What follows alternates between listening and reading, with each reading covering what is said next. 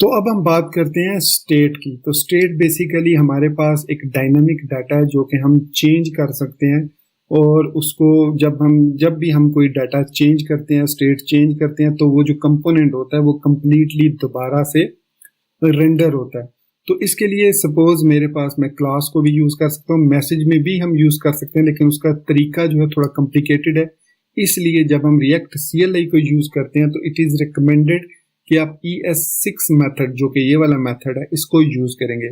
तो state create करने के लिए हमें सिंपली लिखना पड़ता है this dot state is equal to, और इसके अंदर हम ऑब्जेक्ट के फॉर्म में डाटा पास करते हैं। तो इसके अंदर हम जो भी वैल्यू लिखेंगे, जैसे सपोज मैं यहाँ पर लिख देता हूँ मैसेज इज एम्प्टी दिस, और यहाँ पर मैं एक बटन लगा देता हूँ, और उस बटन को जब मैं क्लिक करूंगा तो उस मैसेज के अंदर जो वैल्यू है वो चेंज हो जानी चाहिए। तो इसके लिए हमें इवेंट हैंडलिंग करनी पड़ेगी इनसाइड रिएक्ट कंपोनेंट्स। तो चलिए देखते हैं कि किस तरीके से हम मैसेज को डिस्प्ले, सबसे पहले तो इसको मैं डिस्प्ले करवाता हूँ।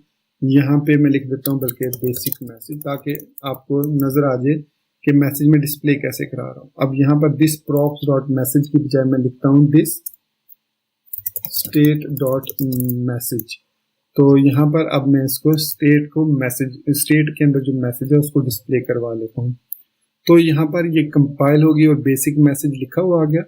अब यहाँ पर मुझे एक बटन भी लगाना है। तो ध्यान में रखिएगा कि जब आप दो या दो से ज्यादा कंपोनेंट्स पैरेलल ऐड नहीं कर सकते,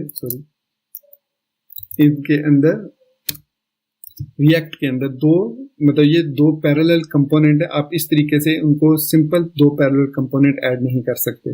तो मैं यहाँ पर लिखता हूँ अपडेट स्टेट, और यहाँ पर अब मैं लिखूंगा ऑन क्लिक। अब आपने दो चीजें ध्यान में रखनी है, ये ऑलरेडी मैंने एक्सप्लेन की हुई है अपने रिएक्ट JS के ट्यूटोरियल में। अगर आपने वो ट्यूटोरियल फॉलो नहीं किया तो काइंडली उसको फॉलो जरूर कर लें, ताकि आपको इस चीज की समझ आए कि ये मैं क्या कर रहा हूँ। तो यहाँ पर मैंने एक बटन लगाया, on click is equal to this dot update state. तो बल्कि मैं यहाँ पर इसको इस तरीके का, ये एक्सप्रेशन है, मेथड है, तो इसको इस तरीके से लिखेंगे दिस डॉट अपडेट स्टेट। तो अपडेट स्टेट का यहाँ पर रेंडर से ऊपर हमें एक मेथड बनाना पड़ेगा अपडेट स्टेट के नाम से, और अब ये जो अपडेट स्टेट है ये इस स्टेट को चेंज करेगी। अब चूंकि हम स्टेट के साथ मेथड को लिंक कर रहे हैं, तो इस कंपोनेंट के साथ या इस क्लास ES6 के साथ हमें इसको बाइंड भी करना पड़ेगा, अदरवाइज हम यहाँ पर स्टेट को चेंज नहीं कर सकते। पहले मैं बाइंड किए बगैर आपको बताता हूँ कि यहाँ पर हमने लिखा मैसेज बेसिक मैसेज अपडेटेड, ये मैंने लिखा। अब मैं अगर वापस ब्राउजर में जाता हूँ तो यहाँ पर हमें एक कंपाइल होने के बाद एक बटन भी मिलेगा अपडेट स्टेट के नाम से। तो यहाँ पर मैं इंस्पेक्ट एलिमेंट भी ओपन कर लेता हूँ ताकि आपको जो चीज मैं दिखाना चाह रहा हूँ वो भी नजर आए। तो यहाँ पर इंस्पेक्ट एलिमेंट को राइट क्लिक करके यहाँ पे ओपन कर लिया और कंसोल में हम चले जाते हैं। तो आप देख सकते हैं कंसोल अभी क्लियर है, तो मैं अपडेट स्टेटस पे क्लिक करता हूँ। तो आप देख सकते हैं कि अपडेट स्टेटस ने हमें यहाँ पर एक मैसेज दिया, can not read property set state of undefined. तो यहाँ पर दिस डॉट सेट स्टेट पर हमें एक एरर मिल रहा है जो कि अनडिफाइंड है। अब ये एरर किस तरीके से हम सॉल्व करते हैं, इसके लिए हमें यहाँ पर कंस्ट्रक्टर के अंदर लिखना पड़ता है this dot update state is equal to this dot update state dot bind this. अब ये कहने का मकसद ये है कि इस क्लास के अंदर जो अपडेट का स्टेट का मेथड है उसको बाइंड कर दो दिस मतलब इस क्लास के साथ। बस इतना हमने लिखना है। उसको सेव करेंगे। सेव करने के बाद जब हमारा ये कंपाइल होकर दोबारा प्रोजेक्ट क्रिएट होगा, रन होगा,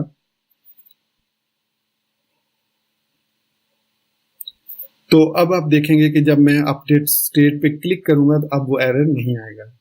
तो जैसे ही मैंने क्लिक किया बेसिक मैसेज अपडेटेड का हमारे पास मैसेज आ गया। इसका मतलब है कि हमारी जो स्टेट है वो अपडेट हो चुकी है सक्सेसफुली। आप देख सकते हैं यहाँ पर मैसेज में बेसिक मैसेज अपडेट हमने लिखा था, तो यहाँ पर भी बेसिक मैसेज अपडेटेड लिखा हुआ आ गया।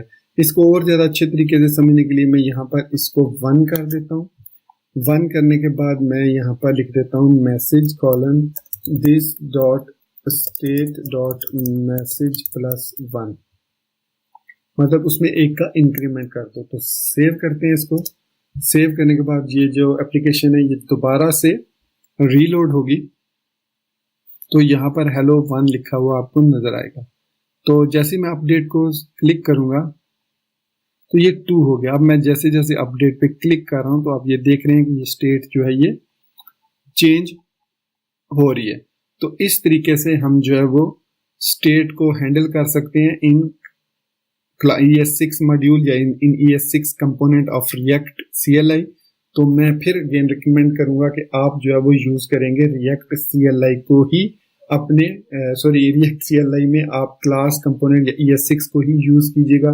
इसमें काफी सारे अच्छे फीचर्स हैं जो हमें मिलते हैं, जो इस क्लास जो इस फंक्शनल या स्टेटलेस कंपोनेंट में हमें नहीं मिलते।